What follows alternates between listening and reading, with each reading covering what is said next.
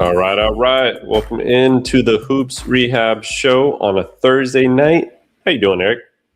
Doing pretty good. Pretty busy night out there, obviously, with these games. We got the NFL draft, baseball, hockey playoffs. It's obviously a good time. But as far as basketball goes, man, some of these series are starting to get pretty tight and pretty interesting. Yeah, I mean, some wins we thought we wouldn't see. We got injuries all over the league. That's kind of what we're going to lead with tonight, which is kind of crazy because it's going to affect how these first round series kind of go. But yeah, we're going to get into that. We're going to get into the Knicks. I wouldn't say choking, but the Knicks losing to Atlanta, and we'll get into it. Then about the Raptors, we thought that series was over, but they did get a win, so we'll talk about that. And then Denver kind of falling apart, Minnesota doing what they've done the last two playoffs is win. So we'll get into all that, but at first, let's get into the major stuff that's going around the league. So we've had numerous amounts of injuries over the last couple of days. We talked about how much health matters in this playoffs and what teams have been healthy. We named OKC was healthy. We named San Antonio, which is healthy. Those teams now have major stars with injuries. The first one we're going to get into is the Victor Wembanyama update. Obviously, we all saw what happened. He had a big-time concussion. The way the NBA works is there's a 48-hour protocol that he has to stay in. First 24 hours, he has to essentially do nothing, just kind of rest. He can start some light cardio right after that as long as he's symptom-free. And then after that 48 hours, he has to pass a numerous amounts of tests in order to be cleared to play. So he was cleared to travel, which is one thing, which is good. But Eric, I've been talking about this from the get-go. Concussions are a very dangerous thing. We've obviously learned a lot. People from the NFL, that's what we've learned the most from. But my thing is to think somebody's going to be ready from a concussion after 72 hours, I just don't think that's possible. And number one, it's more just a sensitivity of the brain, right? So if you've had a concussion, that brain has been moved around in the skull, right? So there is still a sensitivity to that tissue. And as soon as he gets bumped on the court, as soon as he goes in the big bright lights, which lights usually bother people a lot when they have concussions, that can affect them, right? So I don't think they're personally going to rush him back for game 3. I don't see that as a thing, but I do see it as a positive sign that he was able to travel, because travel is a big thing to do when you have a concussion. Yeah, I mean, it sounds like not every concussion is created equally. It kind of depends on the individual. And while we get it so much, pretty much every week in the NFL, we don't get it in the NBA a lot. So there's often not like a precedent, I mean, there are some, which I'm sure that's kind of what we looked at, but it doesn't happen that often. And so, especially like in the middle of a playoff series, whether it be early on or not. So yeah, I would think with being in an NBA or basketball arena is probably like the worst place to be in terms of like the lighting and whatnot. Cause it's just, I mean, the lights are literally bright. And so I'm sure you obviously, if he doesn't travel, you're pretty much ruling him out. And you don't want to probably quite do that because there is a game 4, right? So sure, when you travel to Portland, they're going to be there for the 2 games. And so I wouldn't be surprised if they're kind of already looking ahead to game 4, with game 3 being, as you said, pretty almost near impossible to play. Now he's kind of, he is kind of crazy, and there's been some things that have happened and you're like, damn, I can't believe he came back. But so that'll be kind of interesting to see. But I'm pretty sure the thought is, hey, right. I mean, we know the 48 hours have passed. We got Friday, we got Saturday, and I believe game 4 for them will be Sunday. Don't quote me on that, but probably is. Maybe by then, he'll be cool. Yeah. And so I think, again, if you don't bring him on the trip, you're probably pretty much just saying he's out, even though he may end up being out anyways. Yeah. And, my initial thoughts were that he wouldn't be back at a minimum until like game 5, because that would at least be a week. Right. I understand that the NBA works a little bit faster with concussions, but that does not change the fact that it was a concussion. Like, obviously football, there's a little bit more you need to put into it because they're getting hit constantly, right? So that's a little different type of animal, it's a different type of beast. But even in NFL, the fastest a player has ever come back from a concussion is like 5 days, right? Well, in probably the recent times, obviously, they used to get concussions and come back in. Unless you're Tua, but yeah. Yeah, exactly, right? My thing is like, knowing how the Spurs have always been with injuries and kind of taking care of their players, I can't imagine them rushing him back. So, in my opinion, I don't see him playing tomorrow. I think that would be the biggest long shot there is. But I guess you can't put it past him. You can't put it past Wemby, because I think if you ask Wemby, he would want to play. He's that type of player that's probably going to want to play through everything. But this is where you have doctors, you have independent neurologists that kind of come into the team to see it from an outside view and try to steer players for their health and not just let them play because they want to play, right? So I think this is where we kind of protect the players and at least give them some more days to rest, because there are times where you're 48 hours, 72 hours into a concussion and you don't have that many symptoms, and then they happen after 4 or 5 days, right? So it's not something that just, oh, I'm going to get better, right? Sometimes it's up and down. So hopefully he's doing good and there's no ill effects, but I don't think he will play tomorrow. Yeah, and although it's rare, I mean, we know how in football, once you get those concussions, like you kind of get them a little easier, like the next times, and so it'd be terrible if somehow he got another shot to the head or something, right? And it just makes it way worse. And I mean, he is the big prize of San Antonio, and so. Do they want to go for it this year and win it? And you know what? They still may. He may be out a couple of games and they can still get it done, but they're going to really, really, really, I would imagine, be cautious with this and take all the steps necessary. And so it's just crazy. We're leading off a show, right, with just these injuries, and usually there's reason for it because there's a few of them. Yeah, usually we're not leading the show with injuries. There's usually something we talk about, but today it is extraordinary. We have a YouTube comment here. Want to kind of get to it.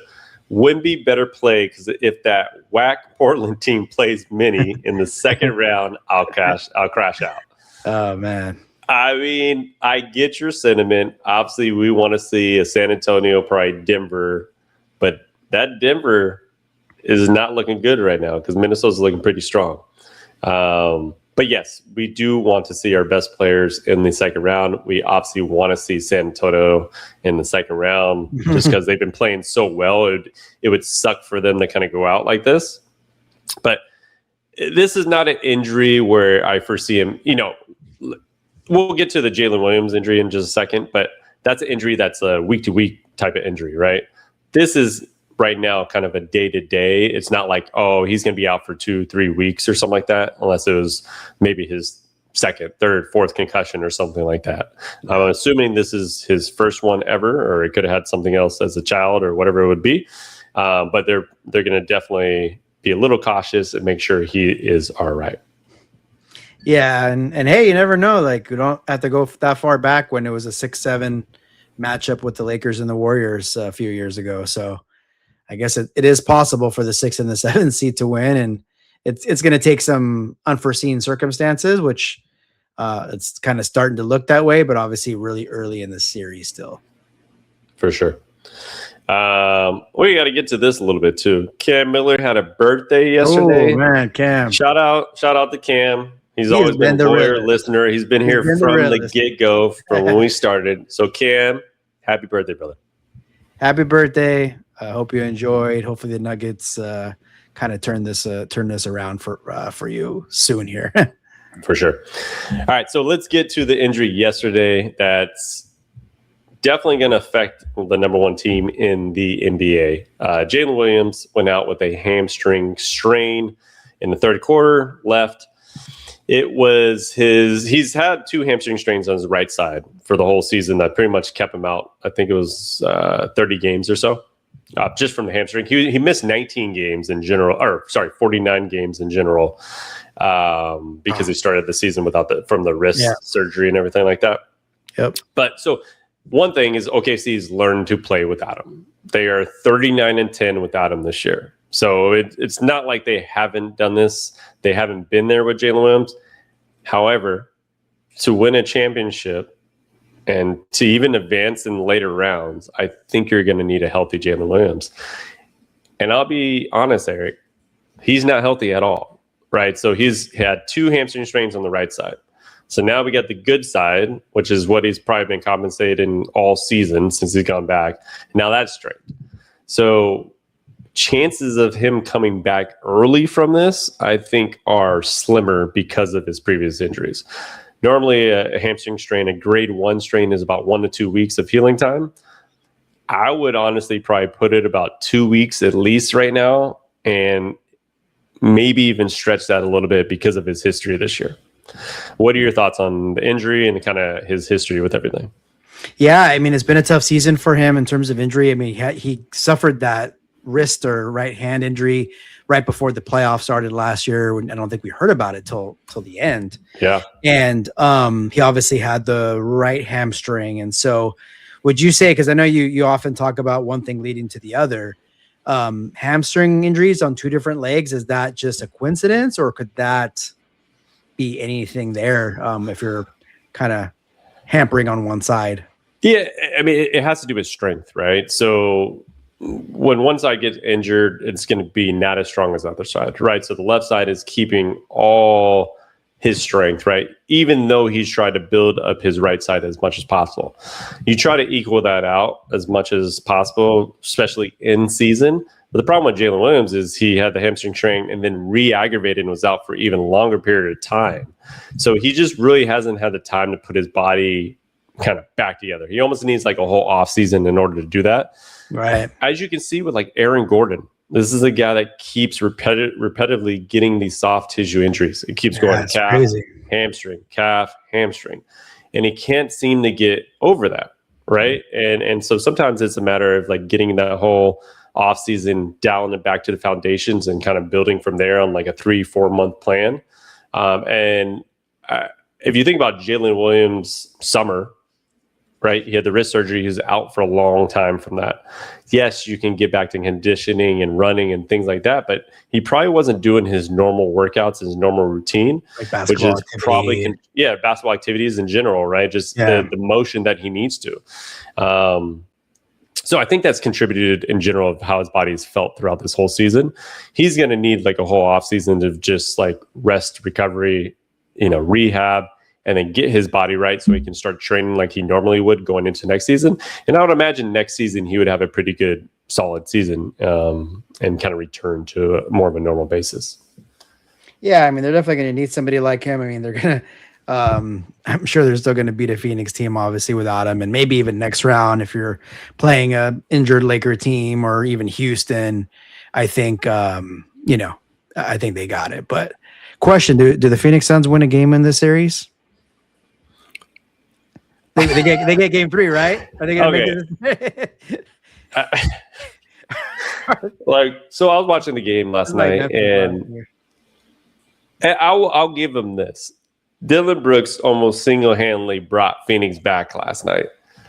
Like I don't know if you remember this play, but he hit it like an and one. They were down by like 19 and cut it to 17. He was like, "Yeah, motherfucker!" He's like going to the crowd, pointing at everybody, and albeit I don't like that because I don't like the way he is, but it like you can see the passion that he has, like how much, and then he hit like 4 more shots in a row. They got down to 9 points, and then Jalen Green was just god awful yesterday. He was turning the ball every time over. I was like, why don't you just give it to Booker or Dylan Brooks? And then he kept trying to drive and dribble and take it, and it would go out of bounds. But I'll give them maybe a benefit of doubt of maybe getting like a game 3. That's their best shot, but I don't see them really beating OKC at this point. Yeah, I see like OKC winning by 13. I'm like, damn, a close one, which is like, I guess at least they cover the spread. But sure. OKC wins another double-digit game, how they've been doing the last few seasons. And so, I think it's just going to be one of those, like, could be like a closer game. And then, obviously if OKC wins it, they'll end up closing it in 4. But obviously we'll take a look and see what happens with on the injury front, obviously. Yeah, for sure. I mean, yeah. And now when you look at like the second round, right? Or, if you're advancing OKC, which I think we can say they're going to get by Phoenix, that makes it interesting, right? Because who are they likely going to match up with now, Eric? Well, Wink, we wink. know who's at 4-5, so Right. Yeah. So, not saying the Lakers are through or anything like that, Lakers but or Rockets, obviously. they are doing pretty well. Lakers have a plethora of players that are injured. You got Luka and Austin Reaves. And so you'll have a series where you're trying to get back Jalen Williams during that series. And you're also trying to get back Luka in that series. And then a player like Austin Reaves, which Eric, he was upgraded to questionable for tomorrow's night. Were you surprised by that?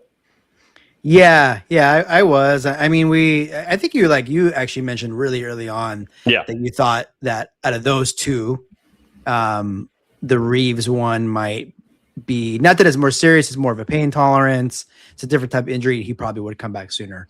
And it's looking like that. But I wouldn't have been as shocked to see like maybe game 5 questionable, right? So obviously that tells us there's a pretty solid chance he's going to play. He's probably going to kind of work it out tomorrow, maybe be game tie decision. But hey, if not to game 3, probably by game 4, I would have, and certainly game 5, obviously. But yeah, it was a little bit of a shock, but just I think the last like week or two is kind of ramped up in terms of thoughts of Austin playing. Yeah. Luka's another story. I mean, I know, but that's neither here nor there. I saw the video I think you posted, and then I kind of saw Luka. Sorry to off subject, but Ayton had like a nice dunk, one of the nice dunks last night, and like Luka got up and got obviously excited, but man, he was moving around gingerly. So I'm like, like switching to Luka, he hasn't looked like, we haven't seen him do anything. Right? Yeah, like even when he's like walking, he looks like he's walking gingerly. Yeah, exactly. And, obviously there was all this talk. He went to Europe to see if it'd feel better faster, things like that. I told you, Eric, it still has to heal. Like no matter what he did, injection, stem cells, manipulated stem cells, whatever, exosomes, whatever it was.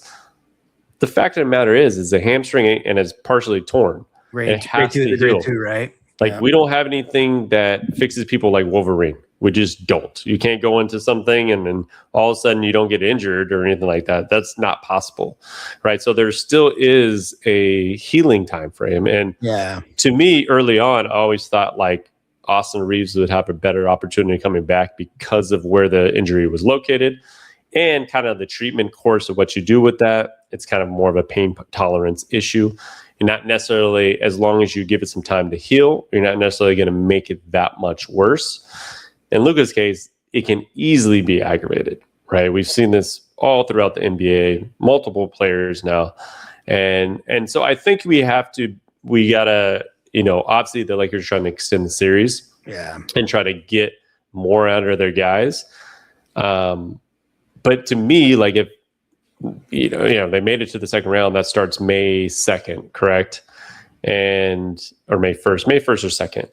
And that's still just a little bit past 4 weeks. And I'm not sure if he's ready for game 1 yet. Until I see that he's moving around the court like he normally would be, or at least been tested. Like he hasn't even been tested. And you're telling me he's going to be ready in like a week. I don't think so.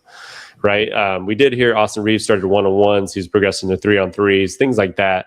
You kind of saw him at some practice footage shooting and things like that. And so you were kind of like, okay, it doesn't look like it's too bad right now. But going back to Austin Reaves being questionable tomorrow, like you said, it might be one of those, like we give him the questionable tag. We try, we take him through a full pregame workout and see how he does. Right. And if he has I'm talking about 0% pain during a full 1 hour workout, then maybe he gets the option to play. And I think even if he gets the option to play, he better be coming off the bench, right? Because you want to limit his minutes. You kind of want to reintroduce him to playing because he hasn't been able to play like full games at all. It's not like he gets to scrimmage against the G League team right now. He's not scrimmaging against the whole full squad right now because they're playing like big time playoff games. right? So that's true. I think you're going to have to warm him up, and perfect thing to do for him is kind of come off the bench and, play 20 to 24 minutes or so. Yeah, that's a good point. I mean, it's kind of uncharted territory with so many guys trying to come back like in a playoff series or in the middle of the playoffs.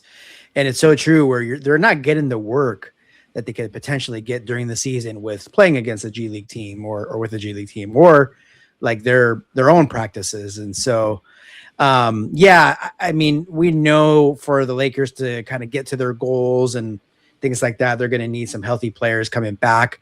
But I would imagine Lakers have some good things going on right now, at least in this particular matchup with Houston, to kind of shuffle around the starting lineup. Sure. I think would probably not be a good idea, especially because he's going to be on a minutes restriction. He's going to be kind of there, obviously, to provide maybe some offense and whatnot. But I mean, I guess it's good to see. Good to see they somewhat turn the corner. But just like real back, kind of, it is a little disheartening because as far as the Luka thing goes, because realistically, he probably wouldn't come back until like a middle of a second round series. Yeah, right. Which would be hard. And you're going to come back against OKC. You're probably like not going to be in tip top shape. But you know what? I guess we'll worry about that down the line. We'll kind of just try to get through this series. It's got to get through Houston still. Yeah, a little bit of we're kind of just hey, day by day, game by game. But we'll have to see obviously what happens with Austin Reaves tomorrow. Yeah, and a little tidbit: Kevin Durant got put on the injury list with a sprained ankle, so he's questionable tomorrow night as well. So that'll be interesting. He's coming off the knee stuff. He still probably has some pain from there. And then he also is coming off a sprained ankle, which happened at some point in game 2. Sorry, game 3 tomorrow. So that'll be interesting. Yeah, they showed a play like that they potentially had happened was in the second quarter, which it's thinking about it now, he obviously had like a much better start to the game versus his second half. So looking back, that may have had something to do with it. And I do wonder, I didn't even look if it's the same leg or not, to be honest. But yeah, I didn't check on that. I didn't see which ankle it was or whatnot. But it'd be kind of interesting to see. Yep. So lots of injuries around the league. It's affecting every series, affecting every game. So hopefully these players get back and healthy and we're not talking about it as much. All right, so let's get into the Knicks and Atlanta Hawks game. So Knicks obviously collapsed in game 2. CJ McCollum went crazy in that game. And you go to ATL and you know it's going to be difficult. And what did the Knicks do? They folded down the stretch. Yes, they were kind of like down most of this game. They kind of came back in the fourth. Yeah. But they had a possession, Eric. You saw the last possession with Brunson and didn't get a shot off. For you not be able to get a shot off is just Eric, I'm going to say this right now. I don't really want to I didn't want to say this. I was just thinking about it before. But all I heard last year was, ooh, Tibbs going to be fired so fast and we need to get a new coach and all this stuff. Tibbs got you to the conference finals. Yep. Right? And you hired, we talked about this before, love Mike Brown, got mad respect for Mike Brown. I'm not necessarily sure that's a coach that leads you to the finals.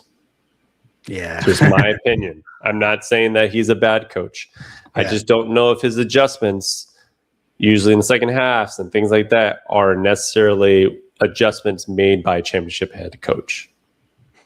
Yeah, I feel like he's like he's had so many opportunities and he's coached a lot of teams, and I feel like he's kind of in a good spot when he's getting like the best out of like maybe a team that's not supposed to do a whole lot. That's where he seems to really kind of like his bread and butter, I guess you could say, as a coach. Yeah. But I'm sorry, when you got a Mikal Bridges with 0 points, I was waiting for you to say that. I mean, my man Josh Hart, I know he does a lot of things, but 40 minutes, 2 points. I mean, that's another story too. But Mikal Bridges, man, I mean, he is just, I don't even know what to say. I know he's the Iron Man, and I guess he's just good defensively. But you know, Mike Brown could be Red Auerbach out there, and I mean, you gotta have some better performances from guys like that. you can't get 2 points from two of your starters in 61 minutes total from them. Yeah. You're not going to win a game with that, Eric. Yeah. And they still had a chance. They one, obviously as that last possession was tough, but yeah, I don't know. I obviously wanted to see Knicks in Boston, right? And see maybe if Knicks still have that kind of juice against them, but I don't even know if they're going to get out of this round. Obviously, they still got game 4. The teams that are down 2-1, if you could just get game 4, you kind of take control back of the series. And Knicks haven't really been obviously 2 real tough losses. But, I mean, Bridges, do better. Yeah. So, do you know how much his contract is for, Eric? I can tell you're looking for something. Do you know how much his contract is, Eric? Because he hasn't got into his extension, which starts next year. Ooh.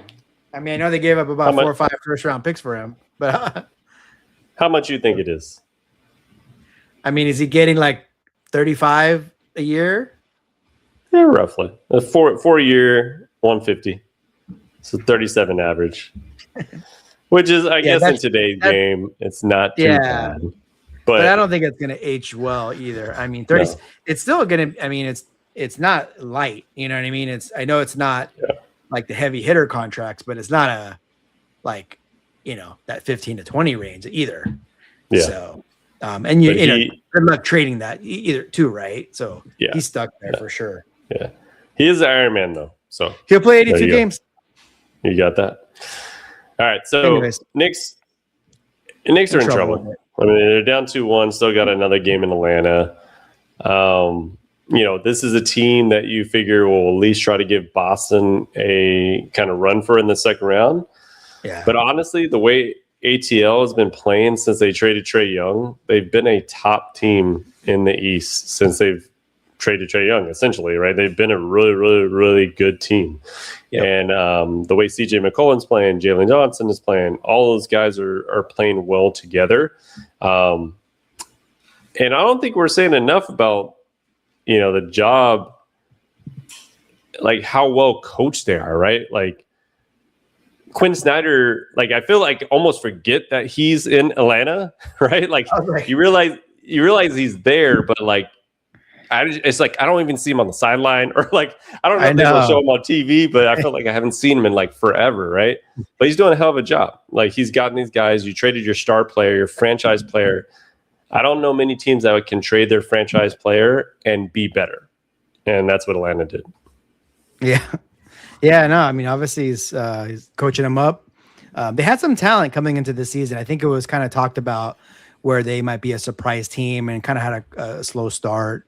Obviously traded Trae Young. And so, I think it's one of these teams, if they could win a series, more power to them, obviously. And it's kind of one of those, look out, the next few years. And so, and that's with their number 1 pick not being that great. Right. So imagine if that's right. He doesn't even play. Yeah. I mean, he's not even playing in the playoffs. Right. So imagine if they had hit on that, I mean, they weren't even expecting to get the number 1 pick, obviously, but I mean, and his career is not over, but sure. And then obviously the Kuminga trade was huge for them. I think, given that punch off the bench, which he's been doing, has been really, really solid.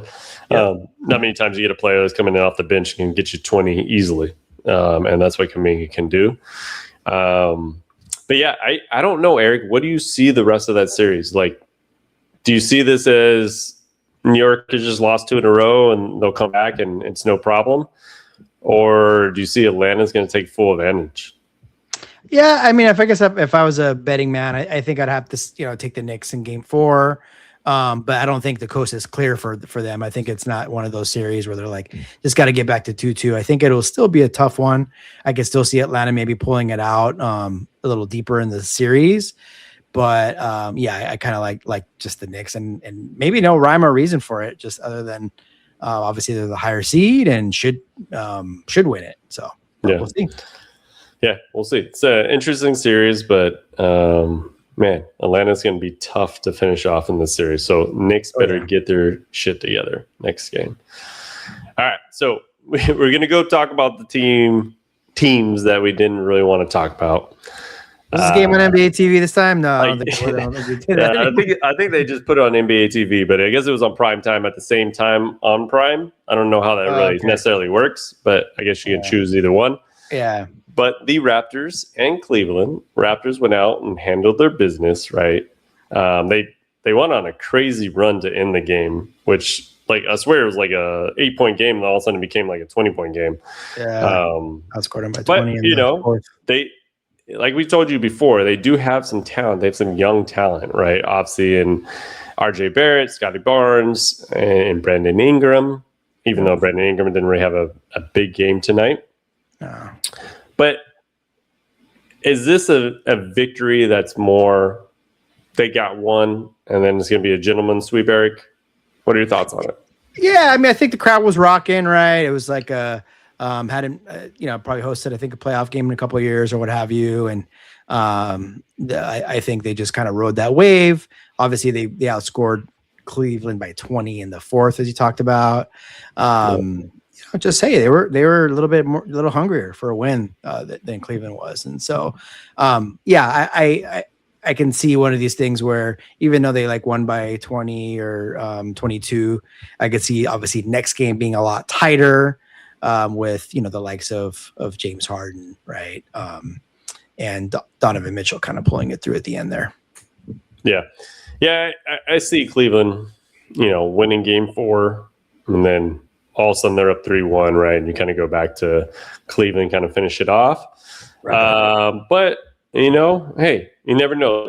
I feel like this NBA playoffs is a little bit different. There's no guarantees at all. And going into this playoffs, yes, you had OKC and San Antonio as like those two top teams.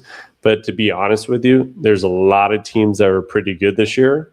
And so that's what I think it's making everything kind of interesting, right? Like even when you look at a Portland team, they damn near came in through the play and just dominating, right? Where you're just like, wow, they're actually pretty good.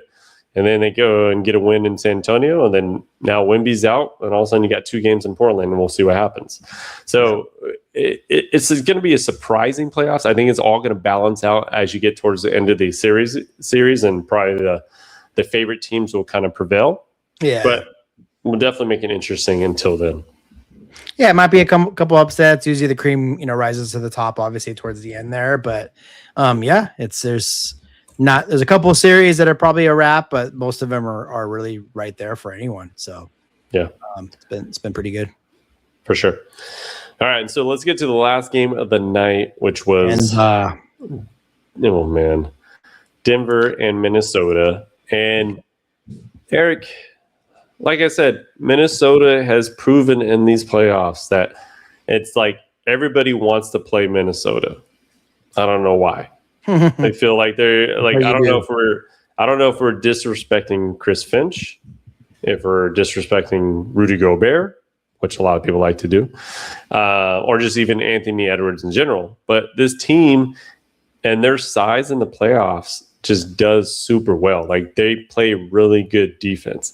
And Jaden McDaniels went out there, talked his shit, backed it up tonight. Right. Yep. He said Denver has nobody on there that plays defense, and that's what it looked like tonight. They didn't look like they had anybody that can play defense. And one of their best defenders, their only real defender was out, and that was Aaron Gordon. So if Aaron Gordon is not healthy in this series, it's gonna be very, very, very hard for Minnesota to not win the series if that's the case. Yeah, I mean, geez, if our teams were just rated on first and second round playoffs, like Minnesota would be the best around, because the last couple seasons, their regular season's been decent, but not like anything to write home about. And then they've been really good the first 2 rounds, and then the Western Conference Finals in both years they've been kind of bad. But yeah, they're a tough out. I think so. I was kind of looking back, and I kind of remember Denver. So last year, same spot. They lost game 2 at home. They lost game 3 on the road. That's right. They were down 2-1 against the Clippers. And a couple of things are different though. So I mean, I was really high on Denver going into the season or the postseason. I think any team with a Jokic and a Jamal Murray, they're just going to be tough to beat. And I just thought they were a little bit deeper this year. And so I kind of had them penciled in into the Western Finals. However, all of a sudden, right, we talked about Peyton Watson being injured and not back yet. Now we got Aaron Gordon. If you miss playoff games, I mean, you've talked about Cavs and not the Cleveland Cavs, but his calf injury and his hamstring last year. Man, like, you're right. If he's not back, I don't think they're going to repeat what they did last year against the Clippers. I mean, I don't think they're going to go down easy, but man, it kind of turned for the worse for them. Yeah. And, we talked about them losing Michael Porter Jr., right? And making that trade and getting Cam Johnson. Yeah. In situations like this, where you have a guy that would be your third guy, Aaron Gordon, Cam Johnson's not going to be that guy that can step up. Like, they easily had a guy like Michael Porter Jr. that could get him 20, 25, 30 points in a game and make up the difference for anybody being injured. And they literally just don't have that. So when you look at their lineup, it's either Joker or Murray. And what's after that, Eric? Like, who's going to give anything in that lineup to help out? It's not going to be Christian Braun scoring 2 points. It's not going to be Cameron Johnson scoring 6 points, right? And damn near it's not going to be Spencer Jones. So, like, to me, I think they underestimated the fact of how much scoring power, even though it's weird, they were the best scoring team in the league. They underestimated how important it would be in the playoffs for them. Yeah. Because of like the experience and the star level power that a Michael Porter Jr. has versus a Cam Johnson. And you want to say that Cam Johnson maybe was a better defender or whatever you want to say, like, hey, we got him for this or that. They were one of the worst defensive teams in the league, right? So if that was any scenario where you felt like you're getting better on defense, you really didn't get better on defense. Yeah, I mean, it potentially maybe was like a victim of kind of like the salary cap rules now, and sure, right, and maybe they had a really tough decision to make. They won a championship with that group, and they're like, hey, I mean, we're not going to trade Murray or Jokic, and obviously they probably didn't want to trade Gordon just because of all the stuff that he does, maybe beyond the stat sheet, and he's like a really good offensive player and 3-point shooter now all of a sudden. But I mean, he was injured. He's been pretty banged up all year. And so it seems like there's more of that. The only thing is obviously the Ant Edwards looked pretty banged up tonight too. And so it all just depends on his health as well. Yep. But I mean, there's definitely a difference between Cam Johnson, and we talked about it the other night, and Michael Porter Jr. kind of in situations like this, as you said, they're going to need someone to kind of step up, and I just don't know if they have that this season now. Yeah, and obviously we're going to find out more about Anthony Edwards. We know he's dealing with the runner's knee, so he's just having pain in his knee the last couple of weeks. Obviously, he gets aggravated every time he jumps, kind of runs on it, and he left today's game in the fourth quarter and never returned really, right? He went to the locker room, never returned onto the court. So I'm sure we'll find out more, and I would imagine he's going to be trying to get it through no matter what. But it's just something to be concerned about kind of moving forward with this team, because they're not moving anywhere without having Anthony Edwards, right? Same way kind of the Nuggets need Aaron Gordon. So it's almost like the team that wins this series is the team that is the healthiest at the end. And we'll see what happens.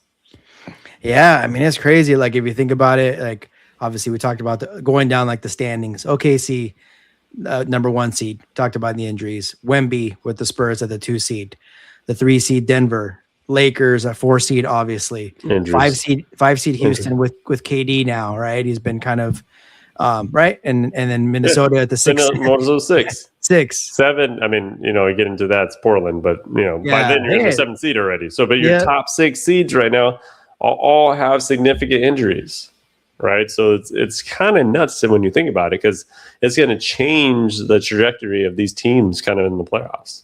Yep. And if you're kind of sitting in the East, you're like, ooh, let's just get out of this East, see what happens, right? Because it's going to be, we're going to maybe play a team that's pretty banged up at the end there, but we'll have to see.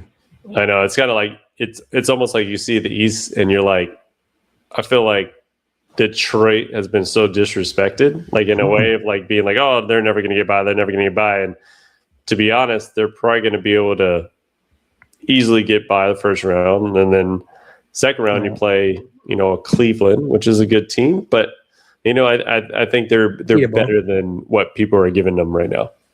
So it'll be kind of interesting to see what happens. Probably because of that first game against Orlando. So, we'll see how the rest of that series goes too, which is going to be another tight one. So, been some good ones overall. For sure. All right, Eric, before we get out of here, what are your thoughts on tomorrow?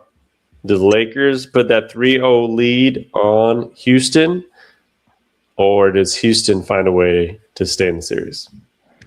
I mean, I don't want to. I think I said Houston a couple of days ago, but you know what? Screw it. Lakers 3-0 tomorrow. It's 5 o'clock start, right? 5 o'clock time. Yep. And we'll go from there because you get Houston one game, and then obviously that Sunday game off less rest, right? There'll be just one day in between. It could make things interesting. So Lakers just got to go and get the job done. It won't be easy, but get the job done. Yeah, you gotta just keep putting out wins and not letting them breathe in this series. I think the Lakers understand it. The way they talk in the practices, the way they talk in the media. I feel like they're very well versed, well coached right now. So I think they're going to go out and get that third victory in the series. And let's see if Austin Reaves comes back, right? Maybe makes a difference as well. So that'll be kind of interesting. But we'll be on tomorrow night after all the games, kind of recapping everything and see what happens. But until then, the Hoops Rehab team is out. Everybody have a good night. Peace out, guys. Peace out, everyone. Good night.